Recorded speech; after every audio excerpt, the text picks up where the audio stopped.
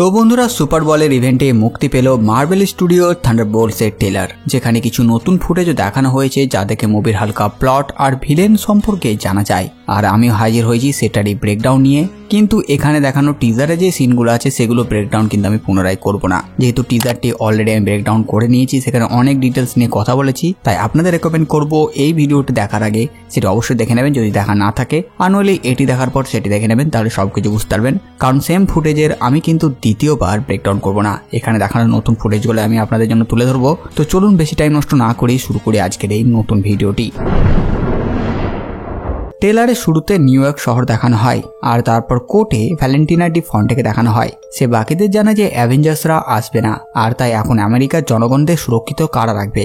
এবার যদি আপনাদের মনে হচ্ছে যে অ্যাভেঞ্জার্সরা কেন আসবে না, তার কারণ আমি একটু মনে করিয়ে দিই। টনি স্টার্ক বেঁচে নেই, নাতাশাও মারা গেছে, স্টিভ রজার্স পুরো হয়ে গেছে আর সে রিটায়ার, হকাইও রিটায়ার নিয়েছে, থর কোথায় আছে কেউ জানে না, আর হাল্ক সে নিজেকেই সামলাতে পারছে না, থ্রেডের সম্মুখীন কি করে সে হবে।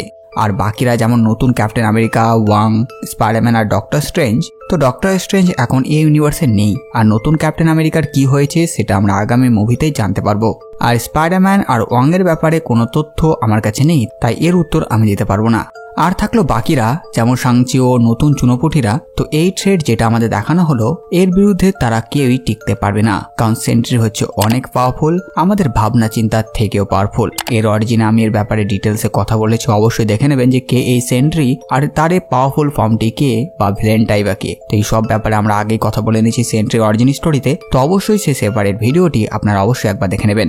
আর এখানে ভ্যালেন্টিনার কথা শুনে মনে হয় না যে সে কোনো থ্রেড থেকে জনগণদের বাঁচাবার জন্য এমন বলছে। হতে পারে যেহেতু এখন সে নতুন মালিক অ্যাভেঞ্জার্স টাওয়ারের, তাই হতে পারে এখন অ্যাভেঞ্জার্সরা নেই, তাই সে এখন নিজের কোনো টিমকে জনগণের সামনে রাখতে চায়। এক ধরনের পলিটিক্স বলা যেতে পারে। যাই হোক, সেটা মুভিতেই জানা যাবে।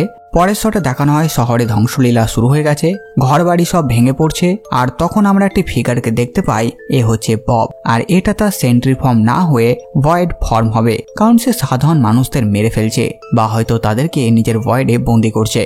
ওদিকে কোর্টের মধ্যে আমরা বাকি কেউ বসে থাকতে দেখি, আর তাকে এভাবে বসে থাকতে দেখে এটা শিওর যে এখনো সেই ভয়েডের বিপদ আসেনি। মানে যখন ভ্যালেন্টিনা সেই ব্যাপারে কথা বলছে যে অ্যাভেঞ্জার্সরা নেই, মানুষদের কে বাঁচাবে, সে অবশ্যই ভয়েডের ব্যাপারে বলছে না, নইলে বাকি এরকম ভাবে নিশ্চিন্তে বসে থাকতে পারতো না।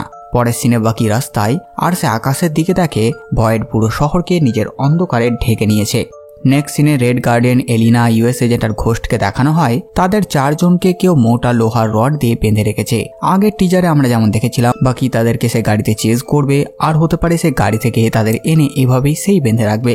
আর এখানে বাকি তাদের বলে অনেক বড় একটি থ্রেড এসেছে আর তোমরা আমার সাহায্য করবে এর বিরুদ্ধে লড়াইয়ে। পরের সিনে আমরা আবারও টিজারে কিছু সিন দেখি, আর এলিনার আওয়াজ পাই, সে বলে আমরা কেউই উড়তে পারি না, তাহলে কি আমরা শুধু ঘুষি মারবো আর গুলি করব, যেটা ডাইরেক্ট রেফারেন্স ববের সেন্ট্রি ফর্মের, কারণ এই মুভিতে সে আছে আর সে উড়তে পারে।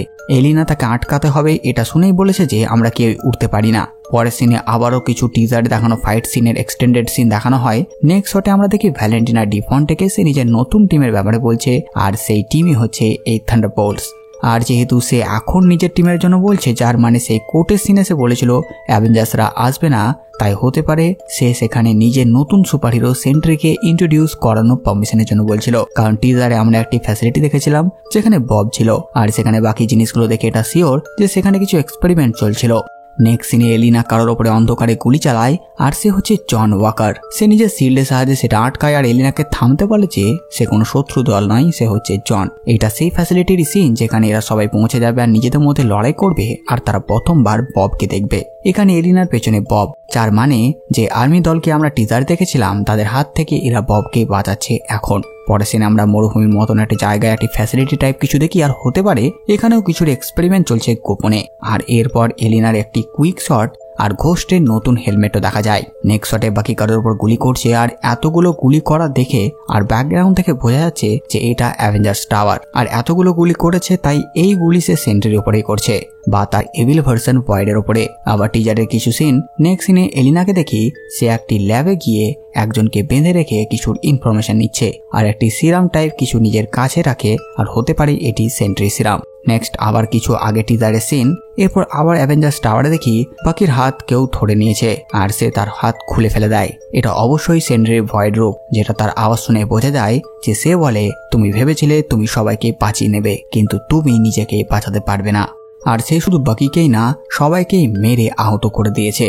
সবাই পড়ে আছে সেখানেই। নেক্সট শটে অ্যাভেঞ্জার্স টাওয়ারের বাইরে থেকে আমরা সেন্ট্রিকে দেখি, যাকে নিচে থেকে সবাই দেখছে আর ছবি তুলছে। যদিও সেন্ট্রির লুক ক্লিয়ার করে মার্বেল এখনো দেখায়নি আমাদের, কিন্তু তাকে দেখে বোঝাই যাচ্ছে যে এ কেউ না সেন্ট্রি ছাড়া। পরে সিনেসে রেড গার্ডিয়ানকে অ্যাভেঞ্জার্স টাওয়ার থেকে ছুঁড়ে বাইরে ফেলে দেয়।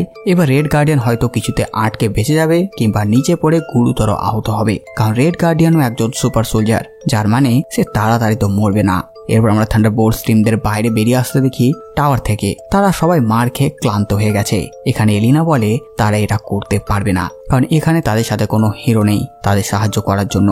তখন রেড গার্ডিয়ান তাকে মোটিভেট করে। আবার টিজারে কিছু সিন দেখানো হয়। এরপর রেড গার্ডিয়ান নিজেদের টিমের নাম বলে যে তারা হচ্ছে থান্ডারবোল্টস, কিন্তু বাকির এই নাম পছন্দ না আর তার সাথে জন্য সহমত। আবারও কিছু অ্যাকশন সিন আর প্রপার লুক পাই বর্তমান অ্যাভেঞ্জার্স টাওয়ারের, যেটা অনেক মডিফাই আর আপগ্রেডেড হয়ে গেছে আগের তুলনায়। আর টাওয়ারের এই অংশটা থেকে আমার কেন জানি না মনে হচ্ছে এটার ওপরেই সেই গোল মেশিনটি রাখা হবে, যেটা এখন ট্রেলারে আমাদের থেকে লুকোনো হচ্ছে, যেটার ফলে কমিক্সে সবাই ভুলে যায় যে সেন্ট্রি বলে কেউ আছে। কারণ ভয়েডকে আটকানো অসম্ভব, একমাত্র সেন্ট্রি তাকে আটকাতে পারে। আর যেহেতু সেন্ট্রি এভিল ভার্সন ভয়েড, তাই যদি সবাই সেন্ট্রিকে ভুলে যায়, বব নিজেও যদি ভুলে যায়, তাহলে ভয়েডও শেষ। নেক্সট আবারও টিজারের কিছু এক্সটেন্ডেড শট, আবার সেন্ট্রিকে দেখানো হয় যাকে পুরো অন্ধকারের মধ্যে দেখাচ্ছে, যা বোঝায় তার ভয়েডের রূপটাকে। আর সে হেলিকপ্টারগুলোকে না ছুঁয়ে ব্লাস্ট করে দিচ্ছে, কেউ তার আশেপাশেও আসতে পারছে না। এরপর বেশ কিছু অ্যাকশন সিন আর শেষে একটি কমেডির সাথে এই বিগ গেম ট্রেলারটি শেষ হয়ে যায়। যেহেতু এটাকে ট্রেলার বললেও আমি এটাকে টিজারেরই এক্সটেন্ডেড কাটে বলবো। আর যেহেতু এটা সুপার বলের ইভেন্টে রিলিজ হয়েছে, যার মানে আমরা ক্যাপ্টেন আমেরিকা 4 এর পর আবারও থান্ডারবোল্টসের একটি ফাইনাল ট্রেলার বা ট্রেলার 2 অবশ্যই দেখতে পাবো। তো সেই যাই হোক, এই ছিল এই ট্রেলারটি ব্রেকডাউন। আপনারা কমেন্ট করে জানান ভিডিও আপনাদের কেমন লাগলো। সাথে সাথে আমার এই কাজ যদি আপনাদের ভালো লাগে, ভিডিওটি লাইক, চ্যানেলকে সাবস্ক্রাইব করে দেবেন। তো আমি আসতে পারি নতুন ভিডিও নিয়ে। আমি প্রিন্স সালমান আর আপনারা দেখছিলেন বাংলা কমিক্স।